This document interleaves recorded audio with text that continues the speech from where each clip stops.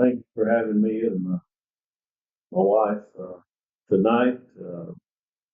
It's always good to see familiar faces. I know a long time. It's been about a year since I've seen some of you, but it's great to see each and every one of you.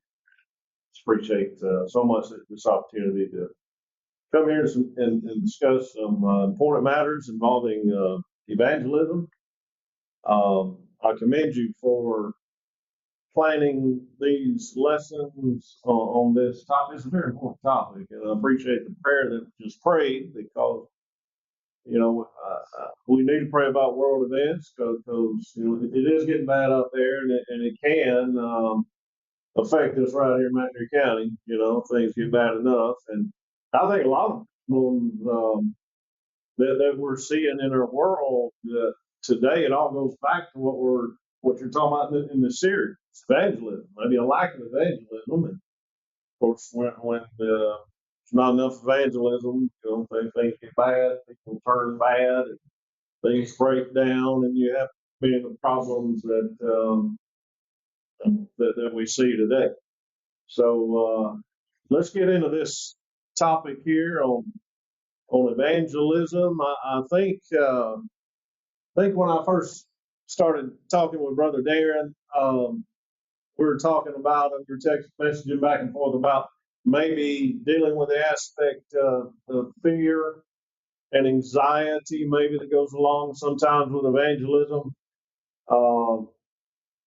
Maybe we all can relate to that in a certain way because that can affect us, especially if you're new at it, or even if you've been doing it a long time. I mean, I don't know if you ever totally get past the fear and anxiety that may go along with sharing the gospel, but I think, we only get anxious about things we really care about. You may ask, why the anxiety? Should be anxiety there. Well, I think sometimes we want things to go so well. We know it's so important. We want to see people saved, and we just care so much that we're supposed to get worked up. So that sort of thing can happen, but I think there are answers in the Bible. I think we can eventually get past most of that, hopefully, and maybe we can offer some suggestions here tonight to maybe deal with that better, that sort of thing.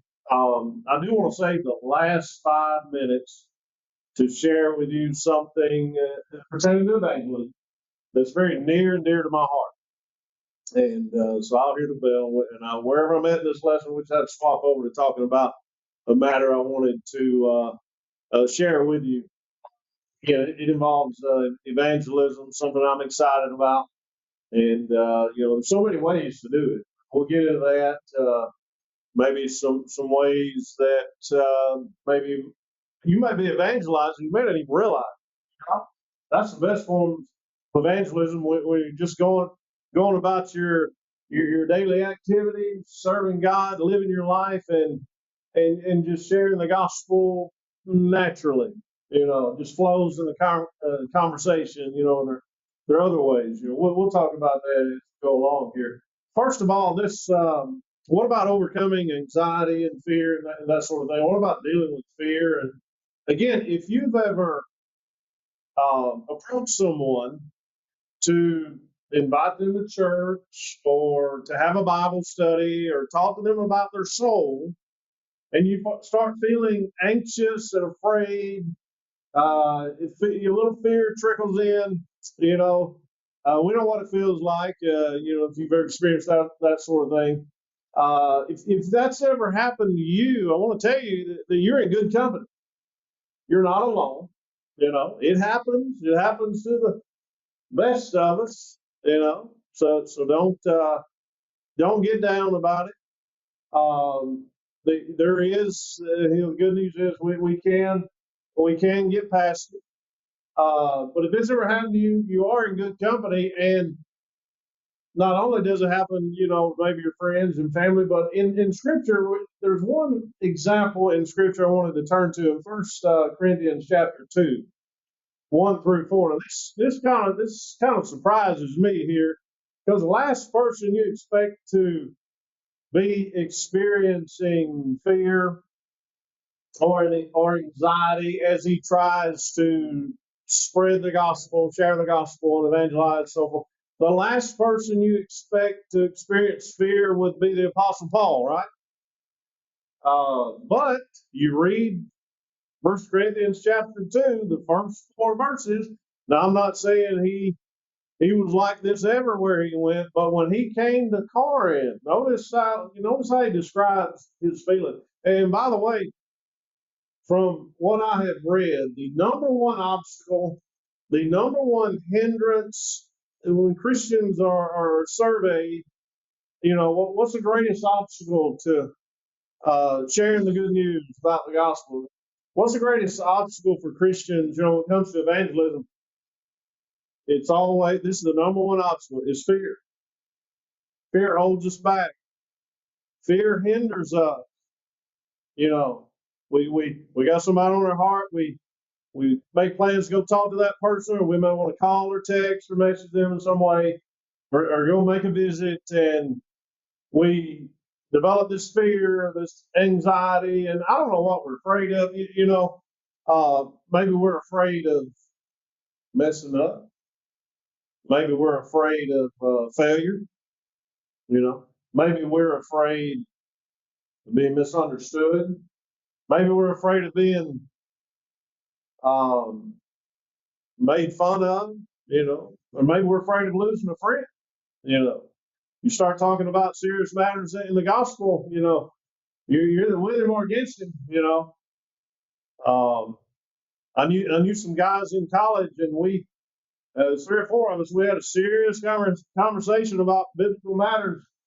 And I said what I thought was right, what I knew to be the truth, and others did too. And it got a little heated, I guess. Partly my fault, I guess. We can't ever, we got to keep our anger under control, certainly when we're discussing the Bible with anybody. But I remember after that conversation that night, all 4 of us having a conversation about doctrinal matters and so forth. Relationship was never the same with those who disagreed with me. We were still cordial. We were still what you might say friends, but it just wasn't the same. But if we tell the truth, if we teach the truth, and if we speak the truth in love, and we evangelize the right way, you lose a friend or people shy away from you or whatever after that point, then they're not rejecting you. They're rejecting God. They really are. You've got to. This is not something that we can take or leave. It's not something that's optional. So God has to come first. Look at 1 Corinthians chapter 2. This may be the only time he ever experienced this, but let's just read a few verses here. Paul says, "Brethren, when I came to you, I came not with excellency of speech or wisdom, declaring unto you the testimony of God. For I determined not to know anything among you save Jesus Christ and him crucified." Notice this part, verse 3. "And I was with you in weakness and in fear and in much trembling. And my speech and my preaching was not with enticing words of man's wisdom, but in the demonstration of the Spirit and of power." Now, if I'm reading this correctly, if I'm understanding when he's talking about weakness, fear, and trembling, he's talking about himself and not other people. So I believe Paul is describing how he felt. He's describing what he experienced when he came to Corinth to evangelize and to try to establish a church. He experienced that anxiety. He had some fear.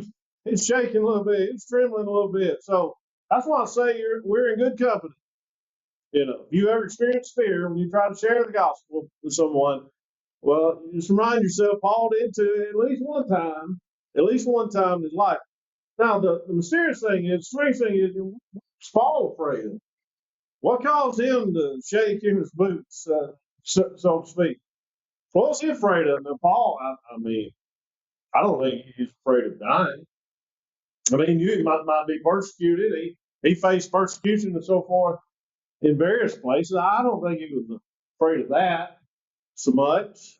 I don't think Paul worried too much about his reputation, what people thought or what people said about him, really. Paul doesn't seem like that type of guy, so what was he afraid of?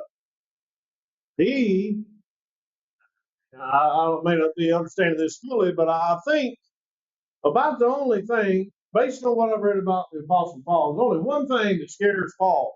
There's only one thing that Paul would ever be afraid of, that'd be sin. I think he trembled at the wickedness that was predominant in Corinth. And I'll spare you the gory details, but go read a commentary sometime about the background of the city, the idolatry, and all the bad behavior that Paul surely knew about.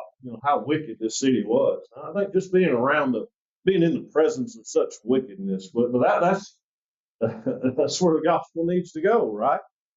He knew he had to do it, but I think it made him tremble when he knew what he was getting into, the type of people he'd be trying to reach. That's probably what Paul was afraid of. The good thing is, thing to notice here, he was afraid, he was trembling, but he went, didn't he? He still went. He established the church. That reminds me of a story I read. It took place back in the 1800s. Back in the old days, when they fought with swords, bows and arrows, and so forth. This soldier in one army, he was known as a brave man, actually. This is kind of out of character for him. He was known as a brave man, but the day of battle came. The day of battle came, and his knees were just trembling and shaking so badly that he could barely get on his horse. I mean, he struggled to get on his horse. The day of battle was here, and the army relied on him. So he had to get on that horse and go fight the battle. But he barely made it. And he finally got on that horse, and he was saying he was upset about his body wouldn't cooperate that day, and he was upset about it, and he was overheard saying, just keep on shaking, knees. Just shake away. If you knew where I was about to take you, you'd be shaking it even more. My knees would be trembling and shaking even more if they knew what I was fixing to get into, the heat of the battle. And in spite of the trembling, in spite of the tremors, the shaking, the fear, he charged right into battle. And I think there'll come a day when, if you do have fear and anxiety when it comes to just the idea of sharing the gospel with someone, evangelizing, I think there'll come a day that you'll get past that. You'll be able to do it with confidence and courage and peace and even joy. But until we get to that point, we've got to be determined in our mind that I'm going to do it anyway. Somebody might say, well, when I think about evangelizing, when I think about sharing the gospel, my heart starts beating fast, and it hinders me. I say, let it beat. Your heart beats fast when you go out to evangelize. Let it be. You got to go anyway. We got to go anyway. Some people may say, well, when it comes to evangelism, my hands shake. I start shaking. My knees start shaking. Let them shake. Let them shake. Go anyway. Go anyway. You might be thinking, well, when I think about, going and talking to someone about Christ and sharing the gospel, my voice starts cracking and I start stuttering and so forth. And I just can't get my words. Well, keep on stuttering. Go anyway. Until you can get past that. Go anyway. That's what Paul did.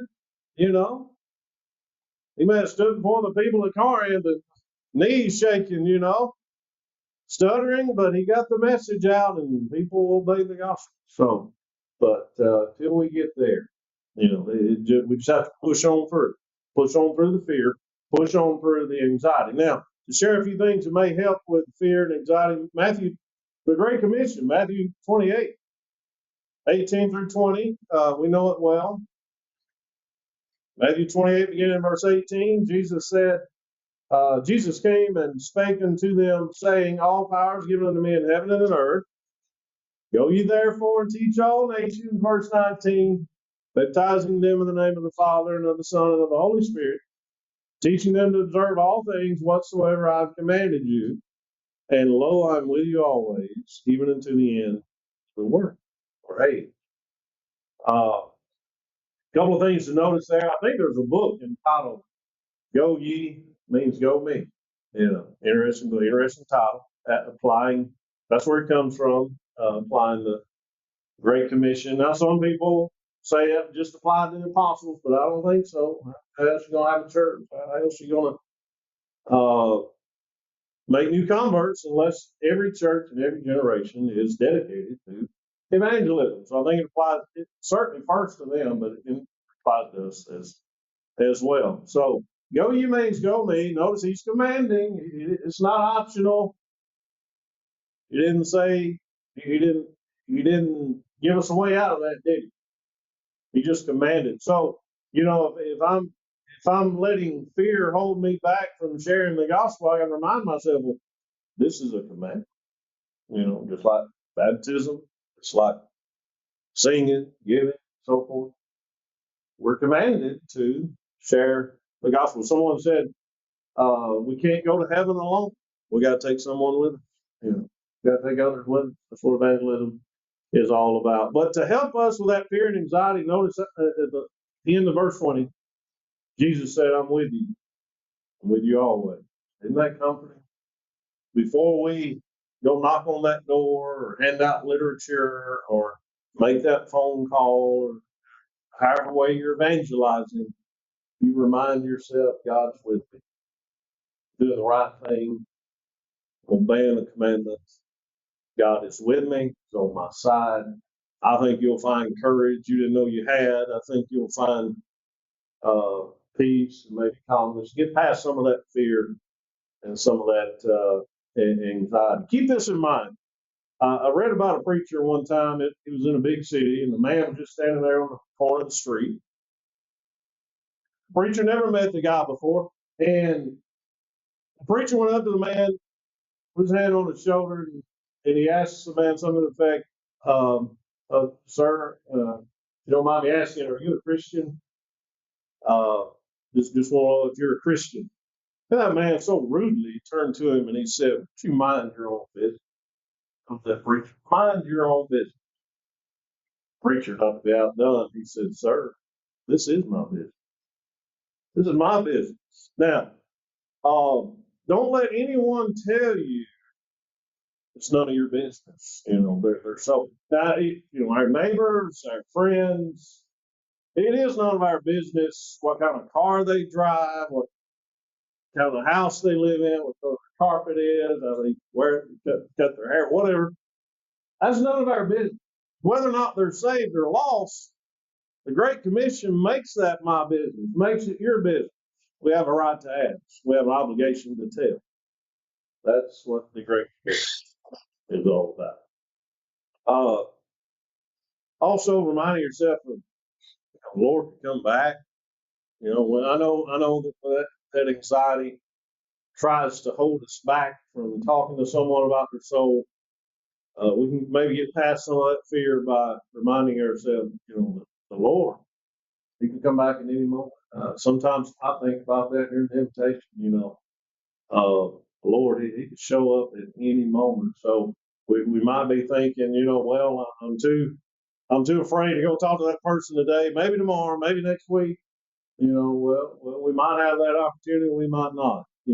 So life is uncertain. Christ can come back at any moment. I also want to think about heaven and hell, how much it's riding. People turn on destiny. A big is riding on this. They're counting on us to show them the way to heaven, to show them the way and teach them the way to be saved. Of course, prayer always helps, with fear. Pray about it. Ask the Lord. I know Darren can relate to this. Any of you others who preach or teach in a public way, we don't get up here without praying first. We don't recommend anybody go, even one-on-one, to go share the gospel without praying first. That'll help calm the nerves maybe a little bit if we pray before we jump into that. And this also really helps. make it about the cross. It's not about you. It's not about me. It's about the death, burial, and resurrection of Christ. You're not inviting someone to come to you, respond to you. You're inviting someone to put their faith and trust in the death, burial, and resurrection of Christ to save their soul. So, as some preachers say, I'm going to hide behind the cross and preach the gospel. That's kind of what we got to do when we evangelize. Hide behind the cross. Make the cross front and center. And that's what the power is. There's power in the blood. Now, I've entitled this third section, I put a title on it, Evangelism Made Easy. Evangelism Made Easy. And again, I think we may make it complicated sometimes. We may overcomplicate things. And it sounds more difficult than what it is. Someone described evangelism this way. It's just, keep it simple. Evangelism is one beggar telling another beggar where to find bread. It's like that. Except it's one sinner telling another sinner where to find forgiveness. That's all it is. That's all it is. Let's don't make it more difficult than what it has to be. John chapter 1 and verse 46. John chapter 1, 45, verses 45 and 46. Here is evangelism made easy in this verse. People were coming to Jesus. Philip found Nathanael and said unto him, We have found him of whom Moses and the law and the prophets did write, Jesus of Nazareth, the son of Joseph. And Nathanael, of course, he's got questions. When you mention Jesus, people are going to ask questions. Nathanael said, Can anything good come out of Nazareth? Are you telling me Christ came from Nazareth? Can anything good? Philip said unto him, Nathanael, won't you come and see? Come and see. See, he evangelized with three little words there. Come and see. You don't have to speak for an hour, when you're trying to evangelize your friend, family, or neighbors. You can use those three powerful words, short and powerful words. Come and see. Someone asks you, what's the Antioch Church of Christ? What do y'all believe? What do y'all teach? Well, come and see. Tell them to come and see. Won't you come and see? What are the people like here at Antioch? Somebody may ask you in the community, what's the church like? What are the people like? Are they friendly or what? Come and see. Just come and see for yourself. What's the preacher preach on? What about your singing? Just tell them to come and see. That's pretty easy, right? That's an easy way to invite people to come to church and learn more about Christ. Also, under Evangelism Made Easy, do you know the number one reason that Muslims convert to Christianity? It's not listening to sermons. It's not reading the Bible cover to cover. From what I've read, the number one reasons when Muslims are asked, why did you convert to Christianity? The reason they give is this: the way we see Christians live their life, the way they observe Christians acting, the way Christians act around them. That spoke more powerfully to their heart than preaching and so forth. They observe the love, kindness, the righteousness, and that makes an impression on them and causes them to want to be a Christian too. So never underestimate the power of your example, the power of your influence.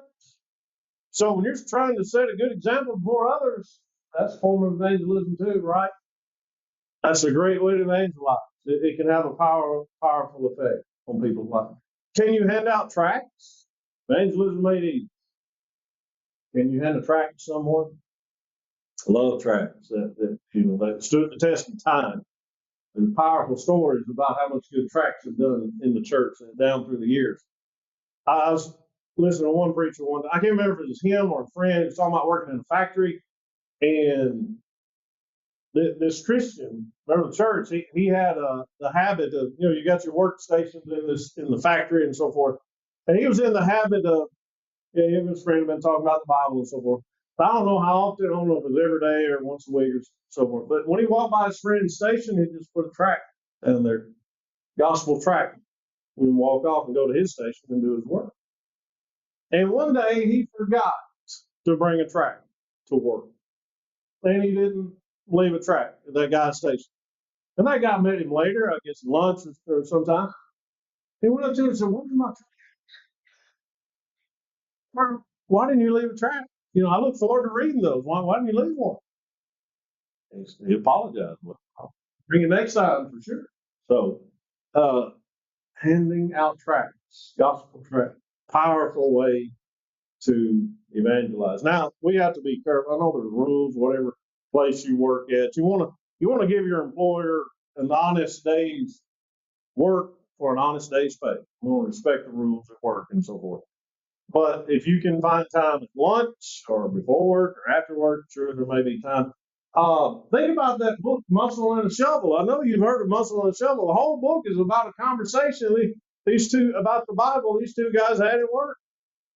I think the Christian at the time, remember the church, he was a forklift driver and warehouse factory or something over toward Memphis. And the guy, they talked so long, shared ideas. The guy eventually obeyed the gospel and he evangelized. Look for ways to evangelize at your workplace. The number one way that people are brought to Christ. It used to be these big tent meetings, these big revivals, these packed houses. People would walk down and so forth, and away to go. It's not really that way anymore, at least not in many places. But wish it could be. Maybe we can get back to that one day. But what they tell us is friendship and evangelism. Number one way people are brought to Christ, either by a family member or friend. And I've witnessed this. I've experienced this just real quickly. When I was growing up, our house, I don't know what it was, mom and dad's house. It was a hangout place for all the dogs in the community and all the kids in the community. They just flocked to mom and dad's house. And I mean, we had a grand old time. About a half-mile stretch. It just worked out that way. A lot of us kids, roughly near the same age, 3, 4, 5 years apart at the most. And we like to play together. We would gather at mom and dad's house. We would ride bikes. We would play all three sports: football, baseball, basketball. Mom and dad had places for that. We even built a baseball. I don't know where we got all these pallets from. We had enough pallets to build a home run fence and a backstop. And I mean, we played for hours, outside. We'd run through the wood. We'd go to the woods and swing on vines like tars. Those were good old days. We would even, in the colder months, we would have bottle rocket fights in the woods. There's a big gully, and we'd get on either side and shoot bottle rockets. That maybe wasn't the safest thing, but it sure was fun. Riding down hills and anything that was wrong, it was fun. We had a lot of fun. But we knew at a certain time when mom or dad called them, "Hey, it's time to get ready to go to church." When playing would end, we'd have to start getting ready to go to church. But friends were there at that time. We didn't even think about it. Why don't you go to church with them? They weren't ready to go home. Weren't ready to stop. Just go to church with us. It'd be fun. And most of the time, they did. We ate together, we played together, and we worshiped together. If you got kids that will come over to your house and play with your kids or grandkids and eat your food and play in your yard, more than likely they'll come to church with you if you have. So mom and dad's house is like a hub for evangelism. And I know there were at least 2 baptisms that came from that, and at least 1 restoration, that came down through the years. of just doing what kids do, just looking for a simple thing like that, turning into evangelism. Finally,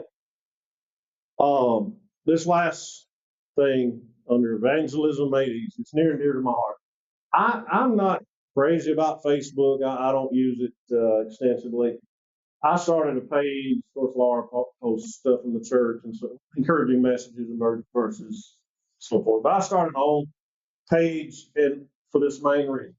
World Bible School has always intrigued me ever since I've learned about it. And so I went on there. You know how you can start these groups. I started a private group entitled World Bible School.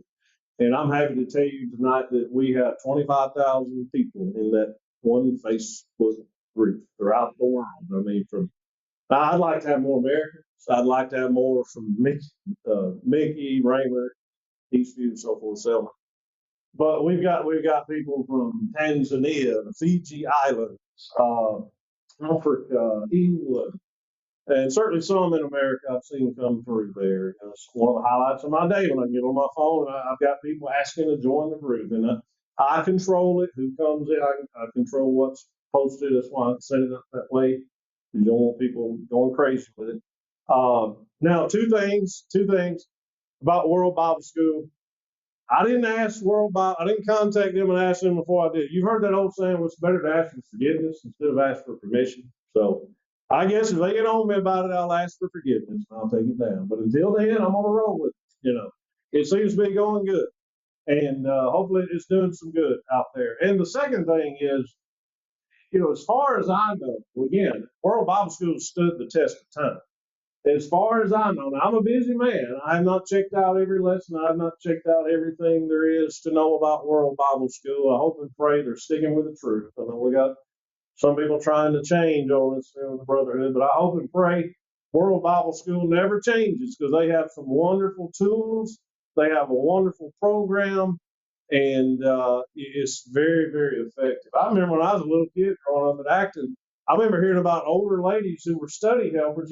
World Bible School used to have the correspondence courses, and some of the ladies in our congregation they participated in that.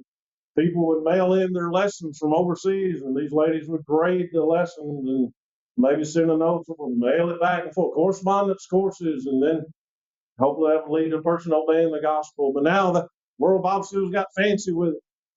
They've got online lessons and so forth. Website I want you to remember. It's one of the highlights of my day as well. I get a lot of junk. I've never rejected anyone who's asked to join this Facebook group, World Bible School Online Bible Lessons. I mean, I let Muslims through. I'm sure there's some atheists in there. I let them all come in. We're trying to reach them, aren't we? Why would I want to reject them? Now I'm going to control what they post. I have to go through there, decline. A lot of things people try to post, but when I'm scrolling out and I see someone asking, how can I take the lessons? I want to take the online lessons. Well, that makes my day. And here's what I do. It's very simple. Evangelism made easy. I accept that post. I accept it. It posts to the group.